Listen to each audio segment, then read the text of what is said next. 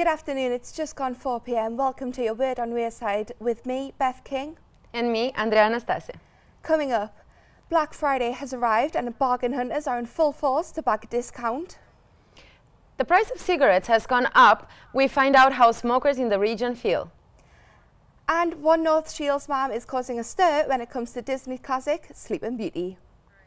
But first, firefighters have spent all night trying to put out a fire in Jarrow. At around 2 a.m, emergency services were called to the auction rooms, formerly the Methodist Church, on Bede Road. 12 fire engineers and 4 firefighters, including 3 senior officers, were called to the scene. Firefighters are still outside the former church and Bedeburn Road is still closed for the safety of the public. It's expected to open later today. Our reporter Veronica Harding has been to the Jarrow to see what remains of the former church. The smouldering remains of a 140-year-old church in Jarrow. The building on Bedeburn Road, now used as an auction room, caught on fire early this morning. Firefighters have been working throughout the night, using cranes to get inside the burning building. Owner Brian Cairns received a call at 2 a.m, his business up in flames. It looks as though it started in the empty part of the building, which was upstairs in the far corner. I got a phone call last night at 2 o'clock. We come straight down here and there's smoke bellowing out the far window. And like we say, there's nothing up there, you know, so we haven't got a clue how it started. We're just trying to find out now, you know. I think forensics are on the way up to have a look and, you know, take it from there, you know. 44 firefighters were needed to get the blaze under control. Tyne Fire and Rescue Service have issued a statement. This is a serious structural fire and we are currently still on site. Thankfully, there have been no reported injuries. A thorough investigation will commence today depending on the structural safety of the building. We spoke to the fire brigade and they don't know why the fire's happened. Forensics have been in and we'll get a result later on.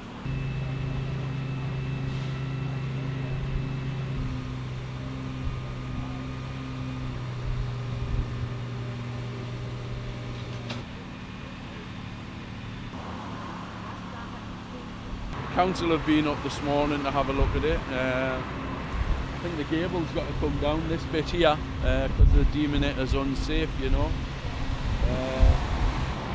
But, you know, it's a beautiful building, you know, and I'd like to try and raise some funds to get it back to what it was, you know. Because as you can see, all the structures there, it's all mainly, you know, anything combustible is gone, you know. Now it is one of the biggest shopping days of the year and it is expected that billions of pounds will be spent. Black Friday is known for slashing prices and buyers bagging a discount on almost every product you can think of. Here in the northeast, shoppers are spending average of £210 each this year, according to PricewaterhouseCoopers. 67% of Black Friday spending in the northeast will be done online or by mobile and technology. Electricals are the most in-demand items. Our reporter Adam Wood has been into Sunderland city centre to find out how Black Friday is going. Christmas in Sunderland has officially started today. Today marked the start of the retail sector's busiest weekend before Christmas, Black Friday. The Bridges Centre is expecting an extra 10,000 customers throughout the day and is bracing for a busy weekend to follow. You join me here on a busy Friday, the biggest Friday in the retail calendar. Yes, today is Black Friday. Have you been getting your bargains?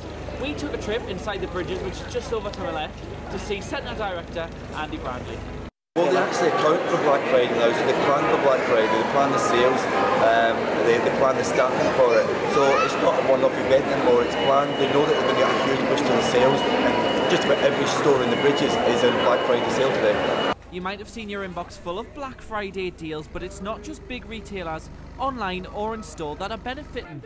Right here in Sunderland, local businesses are benefiting from the extra footfall. I would like to think so, because anything that increases trade is going to be good, and it's nice to see people out and about. Have you grabbed your Christmas bargain yet? Let us know. It's at Word on Wearside on Twitter. So from a very chilly Black Friday in Sunderland City Centre for Word on Wearside, I'm Adam Wood. In other news across the UK, 3 people who died within 24 hours in South Tyneside are believed to have taken illegal drugs. Northumbria Police has issued a warning about the dangers of taking illegal drugs as they bargain to investigate the deaths of 2 women and a man. The deaths happened over a 24-hour period between Monday and Tuesday. The cause of the deaths is not yet known, and the police are unable to say if the deaths are linked.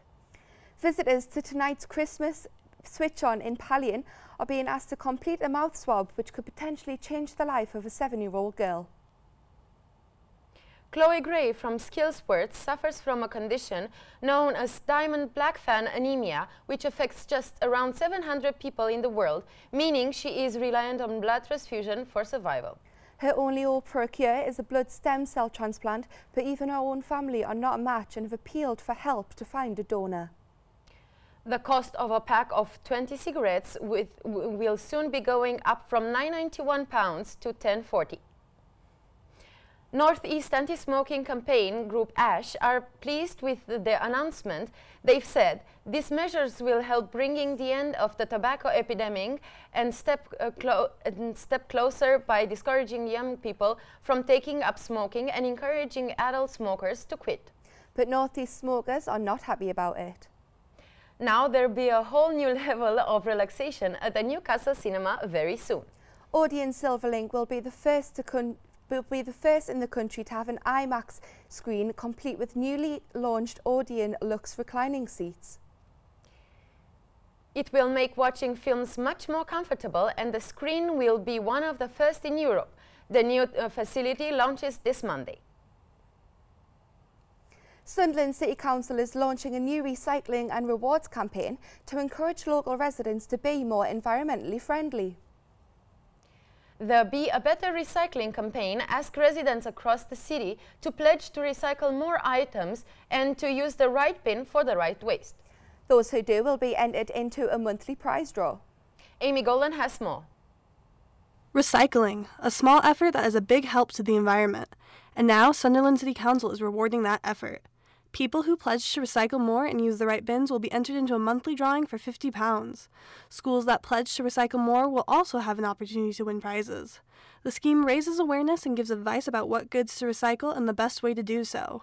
With this program, City Council wants to make sure the right items are being placed in the proper bins. That means glass recycling goes in the green bin. General recycling like papers, cardboard, plastics, and aluminum go in the blue bin. And general waste goes in the gray bin. We also can make more room for recycling by simply crushing goods before throwing them out. The whole scheme is part of the government's goal to recycle 50% of all household waste. With this incentive, citizens can start being rewarded for their smart recycling. For Word on Wearside, I'm Amy Golden. A Northeast mum has sparked controversy on Twitter after calling for Sleeping Beauty to be removed from the reading list at her son's school. Mum of 2, Sarah Hall, says the fact that Prince kisses Sleeping Beauty while she is asleep is non-consensual and therefore sending an inappropriate message.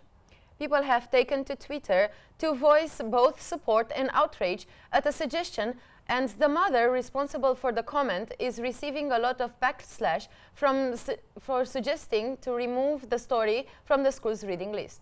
Amina Abraham has all the details. Sleeping Beauty, the story that could be banned from primary schools. This is the fairy tale that a Northeast mom wants removed from the reading list.